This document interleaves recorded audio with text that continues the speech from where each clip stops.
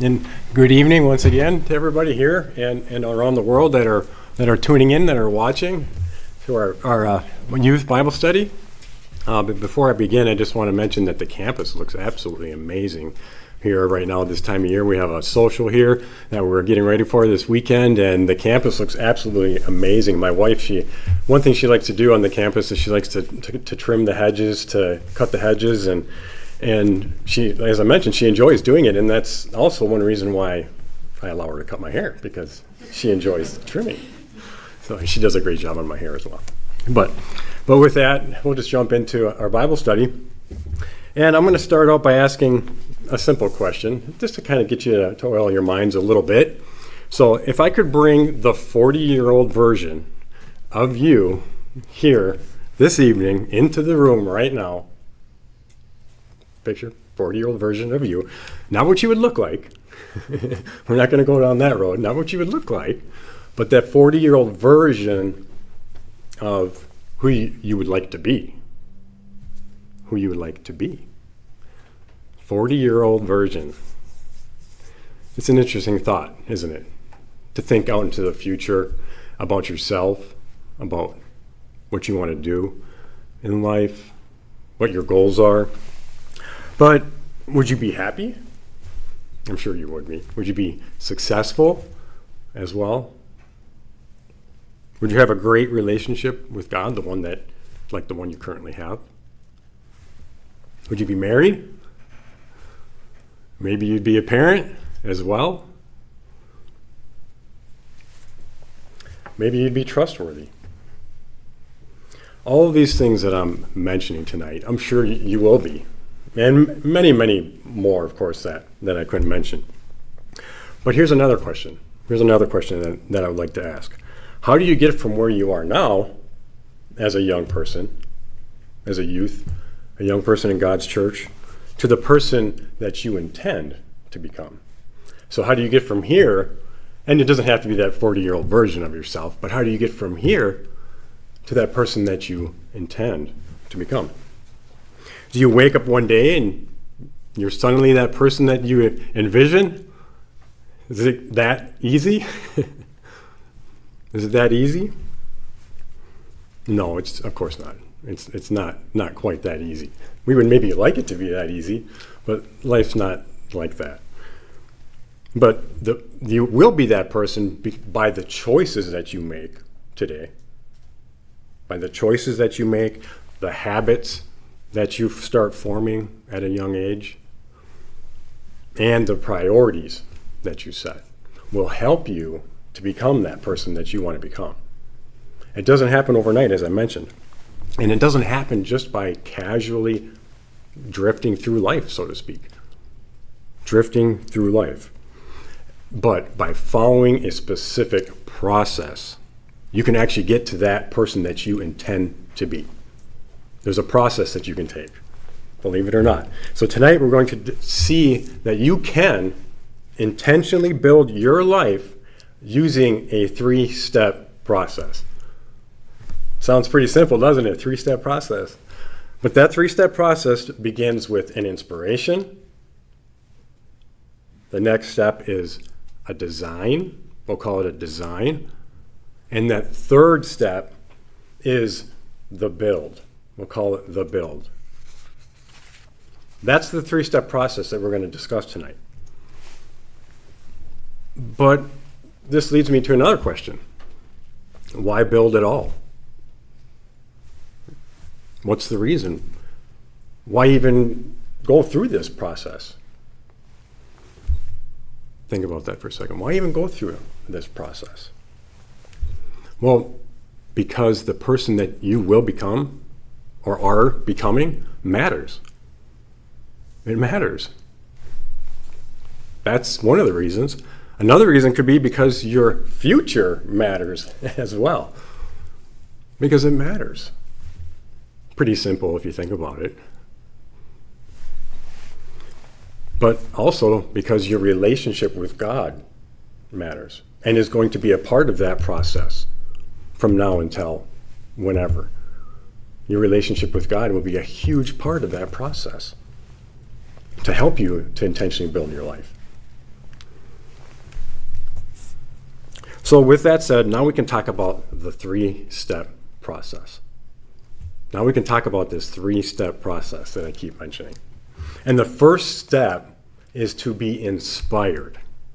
Is to be inspired. And this, to me, is huge because we're all inspired by different things, if you think about it. And by many things. The inspiration part is, I won't say it's the biggest part of this process that we're going to talk about tonight, but I would say that it is, well, first in the process, but it's definitely a very important part because we all need to have inspiration in our life. We need to have that inspiration. But what is inspiration? Maybe we should define what inspiration is before we go any further. Well, most people think of inspiration as an emotion. They think it's some emotion. And partly there is some truth in that. There is some truth in that. But it's more than just an emotion. Inspiration is a motivation to take action. Inspiration is where you're going to gain the motivation that you need in this process of attaining whatever it is that you want in life. You have to be inspired. You have to be inspired.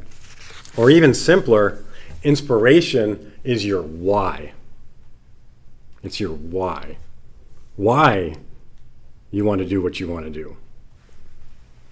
It's the thing that gets you moving, so to speak. You know when you get inspired, maybe you watch a movie.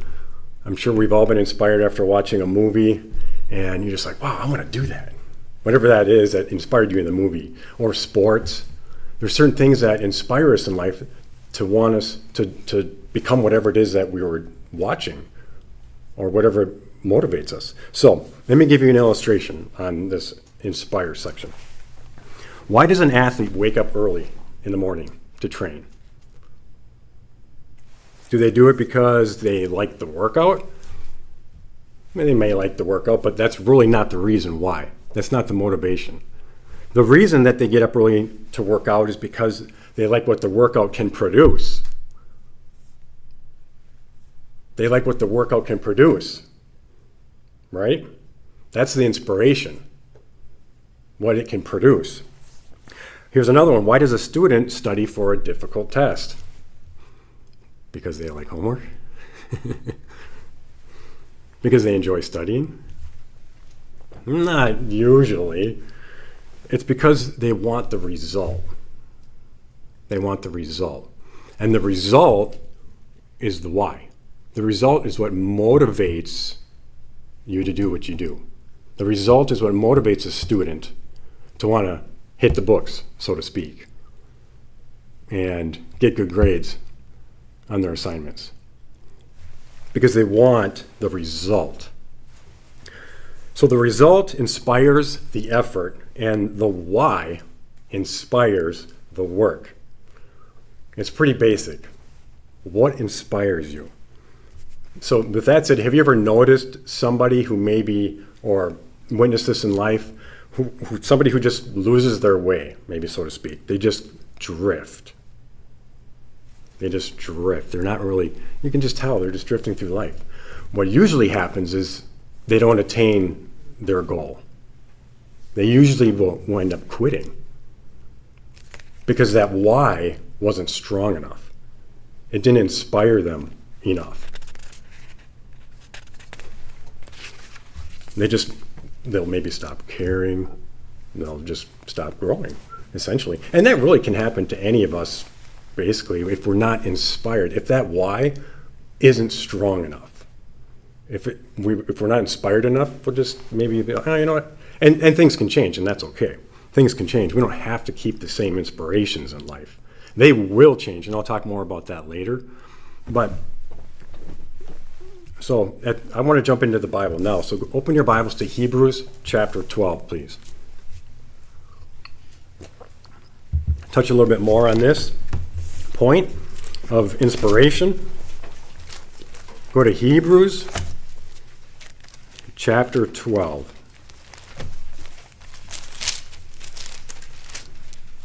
And we're going to read one verse, verse 2.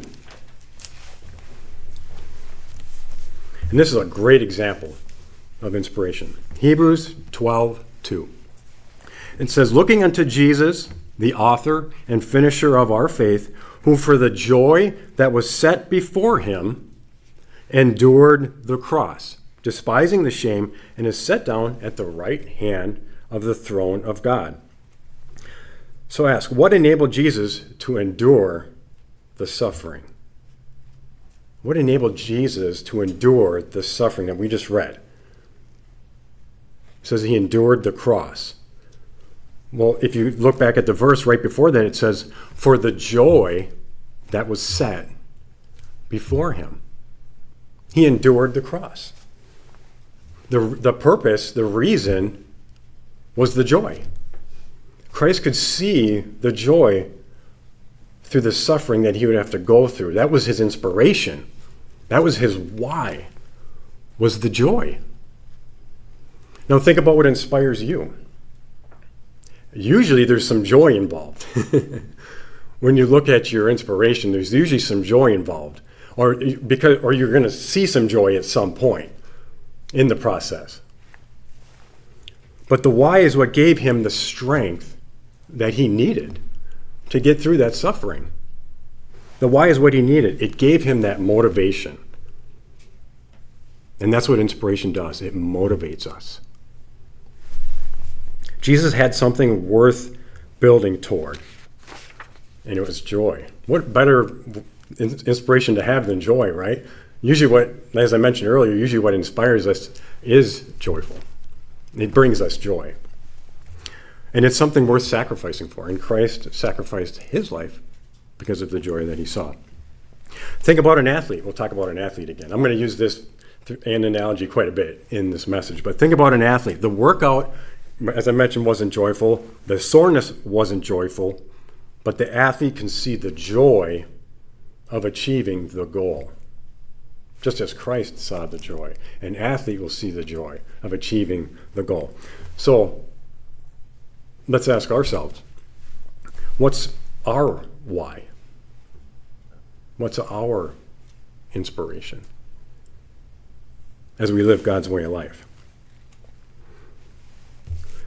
And ladies and gentlemen, the stronger that your inspiration is, as I mentioned, the stronger your why, that motivation will endure. And you'll have ups and downs, peaks and valleys, so to speak. It's not always going to be solid, but that's what's part of the process, is figuring out how to get through that. So remember, the definition of inspiration is a motivation for action. It's the spark that moves us from simply thinking about something, from just thinking about it, to actually doing something. It's that little spark that's going to start a fire, so to speak. And one of the best examples of this can be found in the book of Nehemiah. So if we go back to Nehemiah chapter 2, please, and we'll look at a great example of inspiration.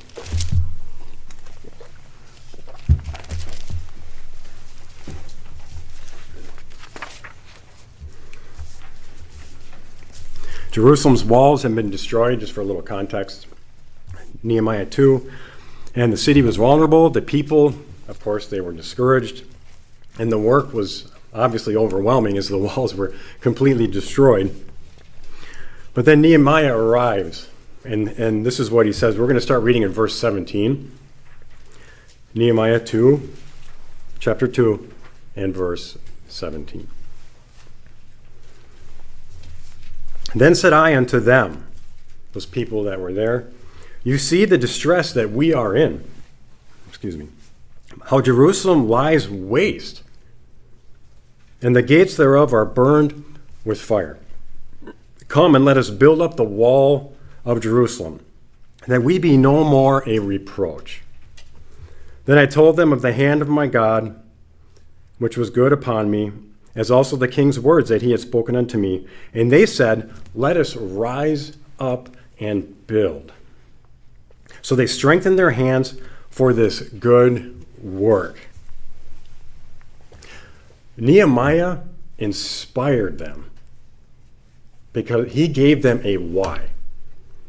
Going back to the verse, it says, then let us rise up and build, there in verse 18, because of what he had said to them. He gave them a why, as I mentioned. So nothing else changed. The walls were still broken down. The work was still in front of them. The challenge didn't change. The only thing that changed in this was the people.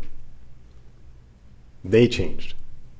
They decided, they were inspired, they decided that they were going to do what it took because of what Nehemiah said. Because he gave them a reason. He gave them a why. He painted them a picture of what could be. He's going back to it, he says, go back to verse 18. Then I told them of the hand of my God which was upon me, and the verse 17. It says, then said I unto them, you see the distress that we are in? How Jerusalem lies waste, and the gates thereof are burned with fire. Come and let us build, that we may no more be a reproach. And that's what inspired them. They didn't want to be a reproach anymore. They wanted to get the work done, so to speak. And that's how inspiration happens in our life. Sometimes it's just that spark, some words that maybe are spoken to us or something that we see that just changes us. And we decide, wow, I want to do that. I want to change direction and do that, whatever that is. So just like that, all of you are building something. Just like they rebuilt that wall, all of you are building something. And it's not a city, not yet, not a wall. You're building your life. You're building your life right now. That's inspiring to me. To know that you all at the young ages that you are building a life and are inspired by whatever it is that you're inspired by to help you to build that life. And that's what the relationship with God does. It helps you by living his way of life. He inspires us to get through the tough times and helps us in the good times. That relationship will carry you, will help you. So, switching gears here a little bit, AYC is only a month away. And of course, not everybody around the world that is listening to this is going to be able to attend, but I know that many of the youth are going to be there and want to be there. And that's, and the inspiration, there's a lot of inspiration in that. Think about AYC. And the stronger your inspiration is to get there, the better the chance that you will be there. You'll endure whatever it is on that road to get to AYC, which is a great thing to be inspired by. I'm inspired by it. I can't wait to be there. It's only a month away. It's inspiring. So now we talked about the why. Inspire. We talked about the why. So the people, just going back to Nehemiah, the people said, we're inspired. We want to build. Let's build. And then imagine if somebody asked, build what? What are we going to build? I didn't catch that part. What are we here to build? Where? How? It could happen. A reason is important. We need a reason, as I mentioned. That's inspire. That's inspire, the reason. But eventually you need a plan. Eventually you need a plan. After you're inspired, you need a vision. You need a blueprint. After you're inspired. So once you have the reason worth building, that inspiration, the next question becomes, what exactly am I becoming? What am I building? So this section, this part is called the design. The design. What are you designing? So you have an inspiration. You've got that down, hypothetically. Now it's time to design it, to get a blueprint. So, for instance, let's say that you want to become a doctor. or a lawyer or whatever. And just you want to become a doctor. What do you have to do to be a doctor? That's where the blueprint comes into play. What do you have to do to get there? What's the blueprint? What's the vision to get to that point? Turn to Proverbs chapter 29. Proverbs chapter 29, and we'll talk a little bit about the vision, the blueprint, so to speak. Proverbs chapter 29, and we'll read verse 18.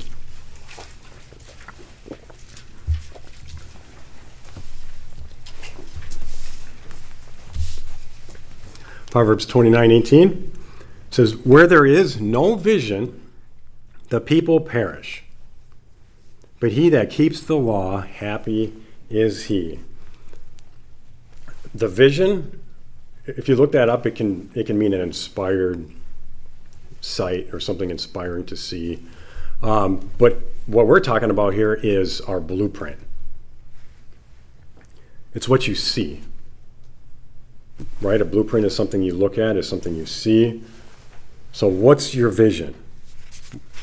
So it says, where there is no vision, the people will perish. That's a pretty big statement. We need to have a vision. We have to have that vision. We have to have that blueprint, so to speak. So if we're using that analogy of a doctor, if you want to become a doctor, your blueprint, your vision has to have all of those different things that come into play to be a doctor. Schooling, money, time, all those things you have to start thinking about, taking that inspiration of becoming a doctor and putting it on paper, so to speak. It's pretty simple. It sounds simple, but that's what you need to do. So, for instance, let me give you a blueprint illustration. Imagine that one day you decide to build a house. You and your family, or you decide to build a house. And the builder arrives at the home, you're there with him, and he hands you the blueprint. And he says, "Okay, let's get started." He just hands you the blueprint and says, "Okay, I'm out of here." He takes off. You're going to look at that blueprint and you're going to be like, "I don't understand. What is this? I don't understand any of this." You have to actually go through it. It's going to take time to go through it to understand what it's about. You have to put that time into it, to that blueprint, to be able to figure out, okay, this is what I'm going to need to do. This is what I'm comfortable with now that I've looked it over. So, but going back to the verse, it says, where there is no vision, the people perish. What does that mean? The people perish. Well, the word perish there, it doesn't mean die. It doesn't mean die. If you look at it, it actually means to cast off restraint. It can mean to cast off restraint, to run wild, or to just drift without direction. Without direction. So, for instance, if you don't have that blueprint, that vision, you just drift. And it says the people perish, but it's just that what it means is you're just going to drift because you don't have that. You're not starting to get that plan down to be able to take it to the next step. You'll perish. You'll just drift through life. So that's why this is critical too. That inspiration has to carry you to this next point, this design phase. So let me give you another illustration about a boat without an anchor. That blueprint is like your anchor. Okay, think about it as your anchor. And let's just say you're out on the lake and you just forgot your anchor. You don't have an anchor anymore. So you're on that lake and you're just going to drift. You're just going to slowly drift through the water, and you're going to end up miles away from where you want to be because you couldn't anchor. The same thing goes with your design. You have to have that design not to drift, not to perish, so to speak. So vision is important, but vision alone isn't enough. This is very important that you have that blueprint, that design, so to speak. But it's just not enough. A builder doesn't simply dream about a house and start swinging a hammer. He just doesn't start swinging a hammer. He has to sit down first and develop a plan. You have to have a plan. Let's go to Luke chapter 14, please.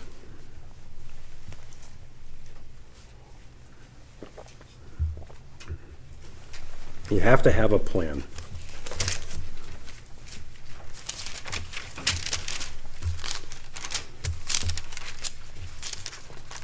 Luke 14, and we'll read one verse, verse 28. We'll start reading in verse 28, actually. It says, "For which of you intending to build a tower sits not down first and counts the cost, whether he has sufficient to finish it? Lest haply after he has laid the foundation and is not able to finish it, all that behold it begin to mock him, saying, This man began to build and was not able to finish." So part of the design phase of what you want to build in life is to count the cost. You have to sit down and figure out, what is this going to cost me? As I mentioned earlier, whatever that is that you want to build, it's going to cost. You're going to have, and not just with money. That's one thing that it could cost, but just think about your time. You have to sacrifice time. Well, let's just say you thinking you want to start serving more. Maybe you want to start serving more. What's that going to cost to do that? You have to sacrifice maybe some time, put in some effort. So whatever that is that you want to do, you're going to have to sacrifice that, but you're going to have to sacrifice, but you're going to have to count that cost. Otherwise, as it said in the verse, that people will begin to mock, oh, well, he or she wanted to do that. You can see they wanted whatever that was, but they weren't able to finish because they actually didn't put the effort in to this part of the process. I've seen this many times in my life where I've driven by a home, maybe, so to speak, and you can see it's just been sitting there unfinished for a couple of years, and you're like, wow, what happened? They probably just didn't count the cost. And of course, there could be other circumstances we don't know. But that's just going to show us how important it is to have that blueprint for what we want to build in life. What we want to build. What's something else that we can do that can help us in our design that we're intending to build? Turn to Habakkuk chapter 2. Habakkuk chapter 2.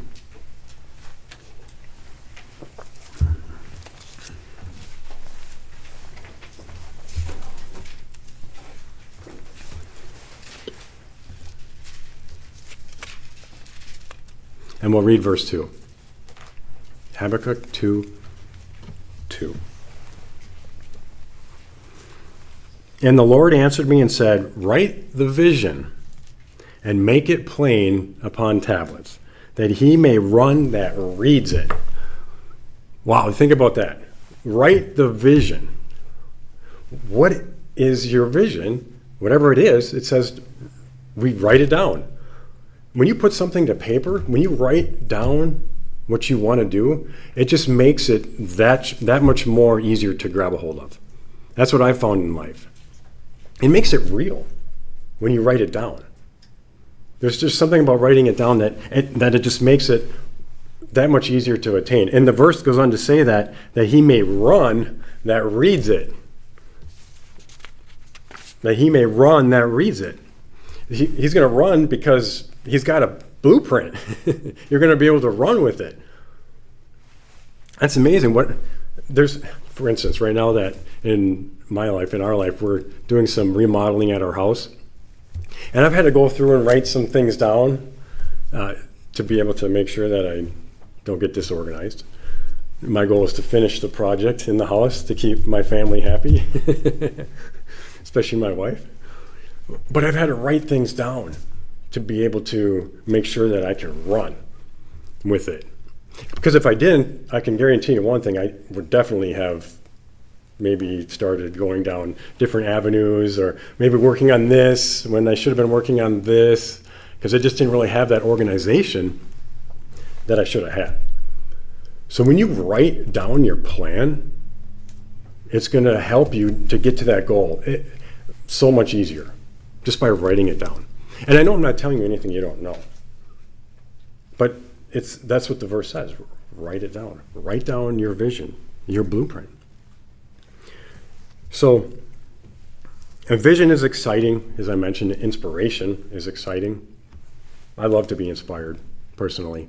I remember as a youth, I was inspired by so many different things. When I was probably about 10 to 12 years old, I wanted to be a professional fisherman. I don't think there's too many people in here that probably would want to be a professional fisherman, but I love to fish. I mean, I love to be outdoors in general. But that was a goal I had. That inspired me. It brought me joy, so to speak.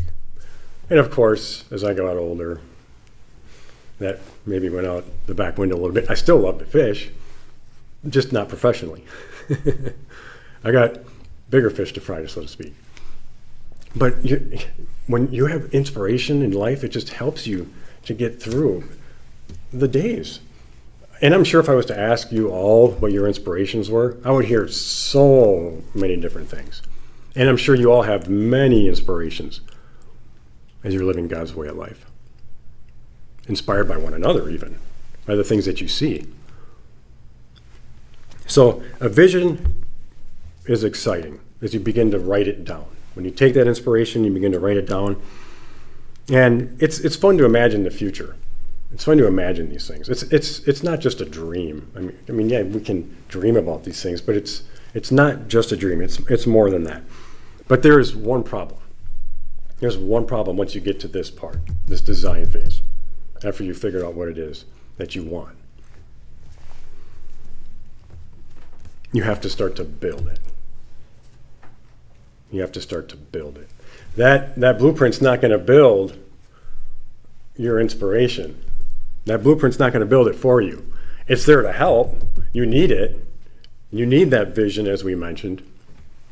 But it's not going to build it for you. Whatever that inspiration is. It's not going to write that book for you if you want to write a book. It's not going to fix anything that you need to fix. You have to actually do that yourself. You have to get your hands dirty, so to speak, in other words. These are all fun parts of the process, don't get me wrong. But the build part, which we're going to talk about next, is probably one of the more funner parts of this process.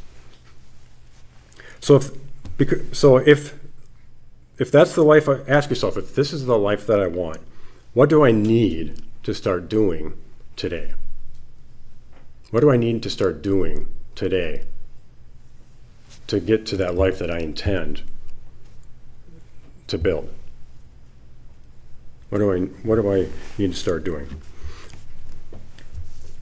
As I mentioned, this can be one of the more funner parts of the process, but it can also be one of the hardest too. So we've talked about finding your why, your inspiration. We've talked about that. We've talked about what you're building, what it is that you want to build, putting it on paper, so to speak, getting a blueprint. Now we have to talk about how. How do we build it? And honestly, I would have to say that this could be the most satisfying part of the process, the build. In my opinion, it could be one of the most satisfying parts. But it's really not necessarily just my opinion. Turn to Proverbs chapter 13.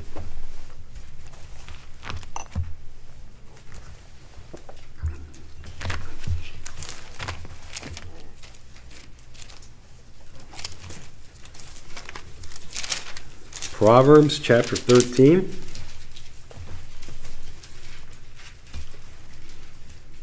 And we'll read verse 19. It says, verse 19 says, "The desire accomplished is sweet to the soul. So it's not just my opinion. Whatever your desire is, when you accomplish it, I could be getting a little ahead of myself here as we're getting through this part of the phase, the build phase, but it says it's sweet. How sweet. That could have been some vernacular maybe from my era.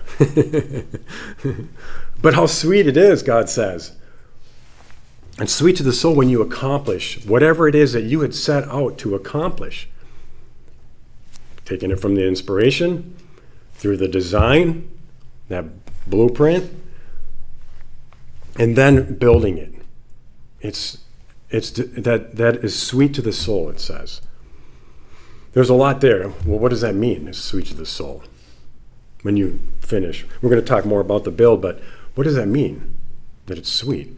Well, you feel good about yourself, for one, whatever it is that you're doing. And this can be applied in your life, with a career, schooling, whatever it is, or spiritually as well. Maybe you have spiritual goals that you're trying to attain. And it's sweet to the soul when you attain those, because it makes you feel good about yourself. It helps you to feel good about yourself. And for one example, let's say that you're helping somebody do something, whatever it is. Maybe mowing a lawn or doing dishes or whatever it could be in life. You're helping somebody else, and you're accomplishing something. It's sweet to the soul, but it also helps you feel better about yourself because you're helping somebody in the process. But you're building confidence as well. Whenever you accomplish something, it builds your confidence, makes you feel better. Maybe you just for the first time decided you want to make pizza. I love to make pizza. Love it. Absolutely love it. My wife makes extremely good pizza as well. I'm trying to catch up to her level. She likes my pizza. But anyways, let's just say you enjoy making pizza. And you're going through that process of figuring out how to do that, to make good pizza. And then finally you make one that, I can't wait to share it with everybody. I just can't wait to see the looks on their faces as I share this pizza.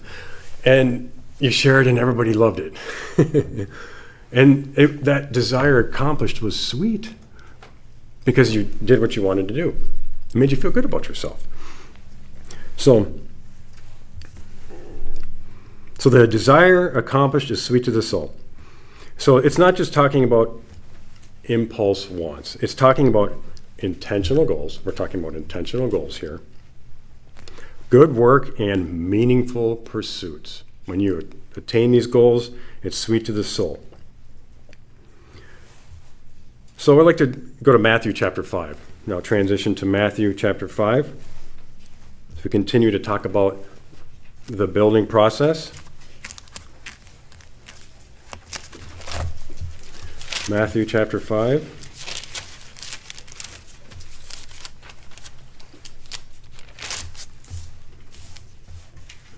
And we'll read verse 16.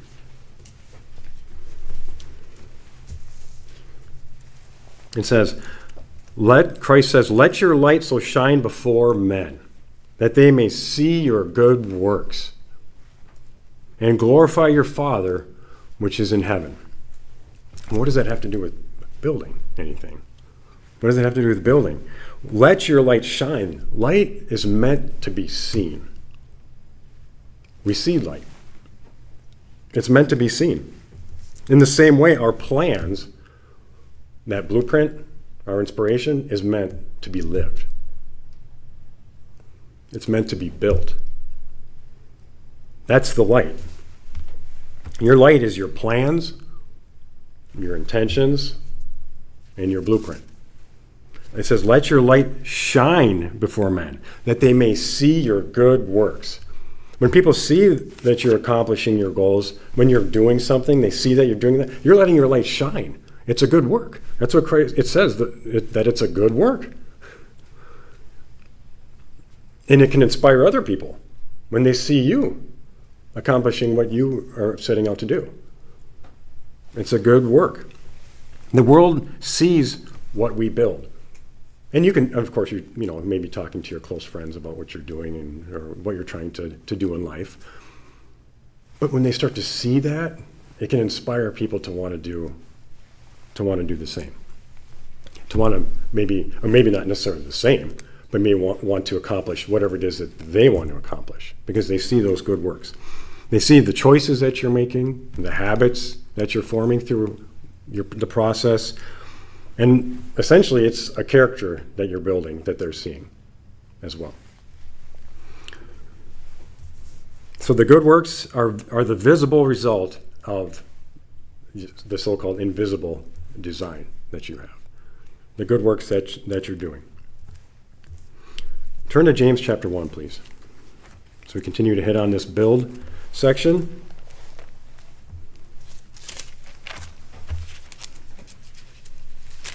James chapter 1.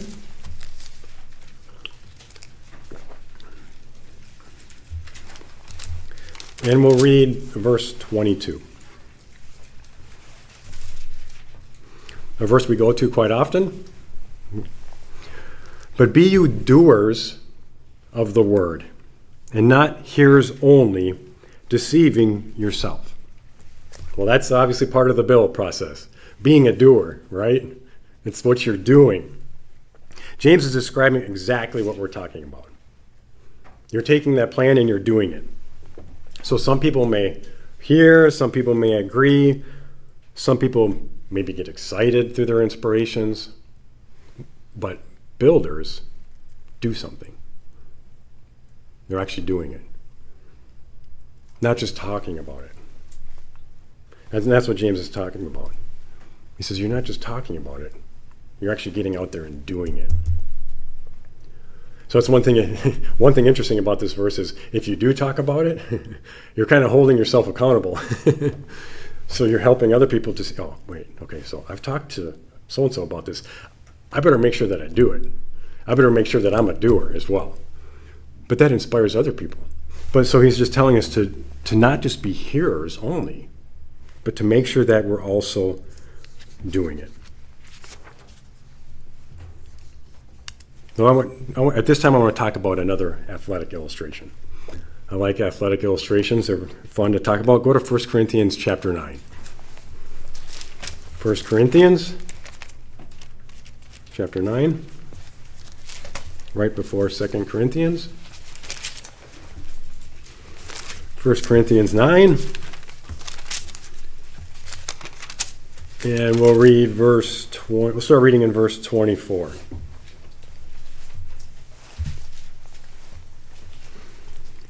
Verse 24 says, know you not that they which run in a race run all? So here, just stop for a moment. Everybody's running, right? It says they're all running. They're all in a race. They're all running as we continue. But one receives the prize. Everybody's running, but one receives the prize. So run that you may obtain. So what do you got to do to obtain as that runner receive the prize? What do you have to do? Well, as you're building, you need to make sure that you're being disciplined. You need to make sure that you have discipline in that, whatever it is that you're doing, to be able to receive the prize. And you have to endure. You have to endure. And sometimes to endure, to receive the prize, you have to go back to your inspiration. You might have to go back and revisit that from time to time to get the motivation to continue in that direction. I know I've had to do that many times. I know I've mentioned to you in the past that I used to love to run, and I had goals that I wanted to attain in running. And sometimes I was inspired because I wanted to get a good time. I wanted to beat my times, but I'd have to go back to my inspiration sometimes to continue in that build section, to rekindle that fire a little bit, to get to that better time that I wanted.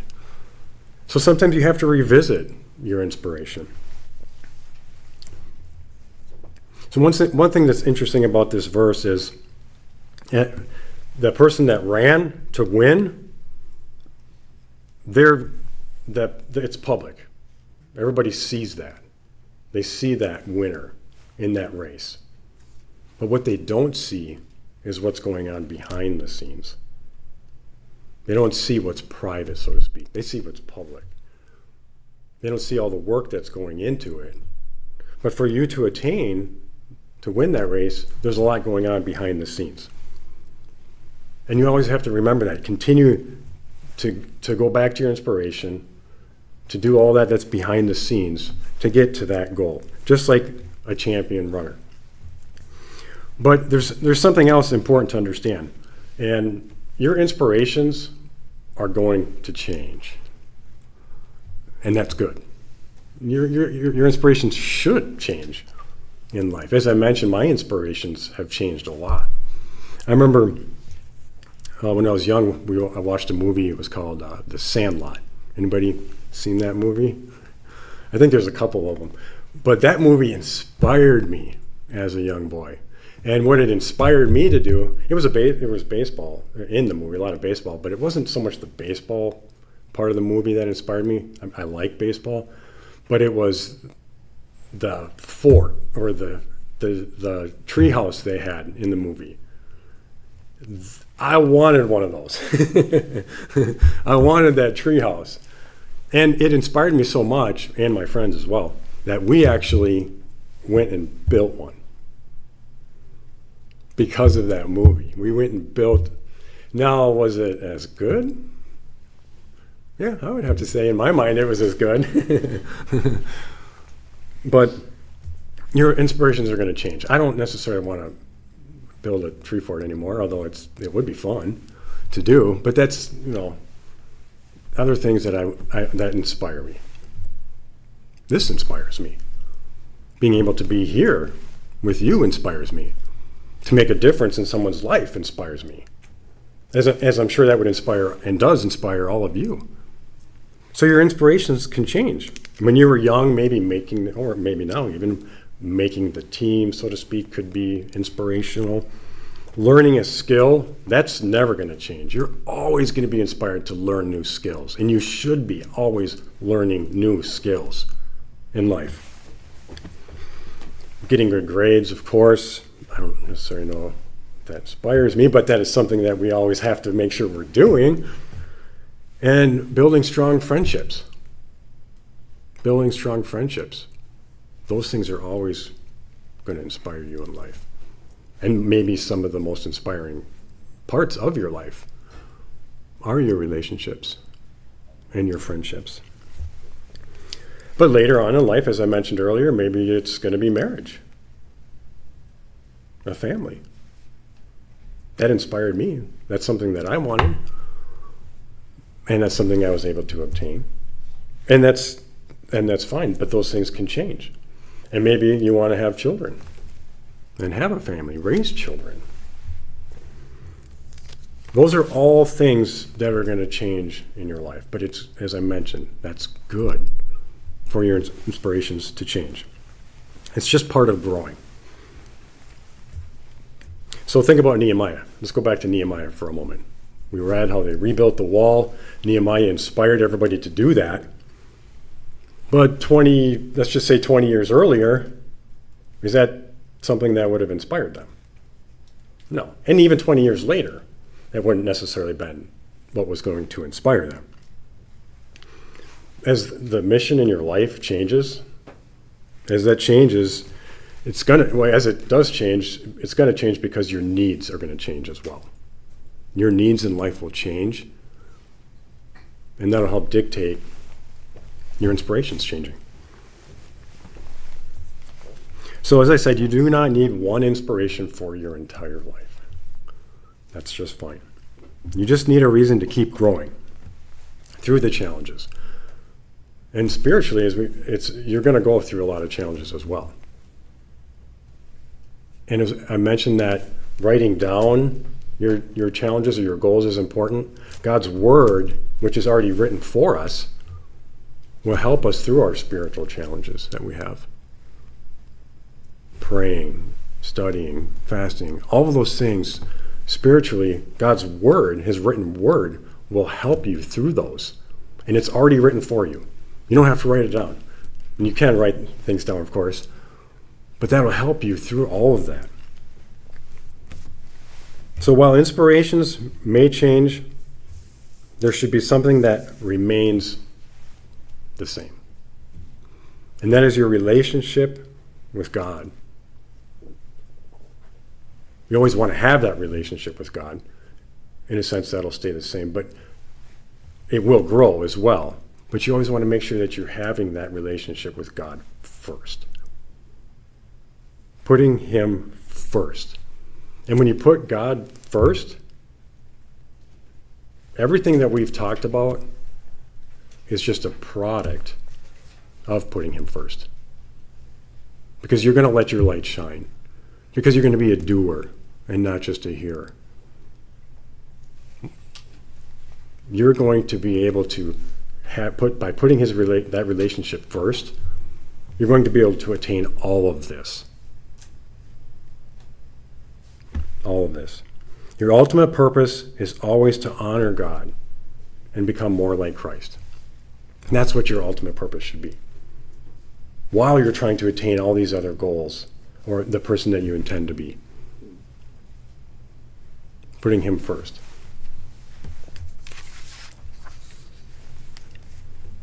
So, we've talked about a 3-step process this evening. Inspire, or inspiration, design, or vision, a blueprint, and then the build. And as you think about that, think about which one of those parts of that process you enjoy the most. Which part of that process would you, or do you enjoy the most? Maybe you enjoy the inspiration the most.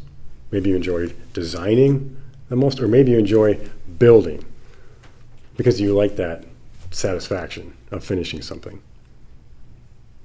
Whichever part you like the most, it doesn't matter. Just as long as you continue to have an inspiration in your life, and then a design and that blueprint, and then putting it to action. Everything else, just as long as you have that, that's great. And I get inspired just by looking at all of you and all the things that I see that each and every one of you are doing in your lives. You're an inspiration to the adults as well, to me. So, ladies and gentlemen, God has given you a life to build. You have a life to build. So find that inspiration. Or maybe you already have that inspiration. But find it. Create a design worth pursuing. Remember, write it down, count the cost, all of those things that you need to do in that design phase. And then start building. There's no better time than now. There's no better day than today. Well, the Sabbath is upon us, so maybe wait till after the Sabbath. But you get the point. Now is the time. So years from now, after you've done everything that you want to do and you continue to do things, you'll be thankful you chose to build with intention and not just drifted. You'll be thankful that you did that. You just didn't drift through life and live by accident. So I encourage all of you to find an inspiration, a design, and start building as soon as you can. Good evening.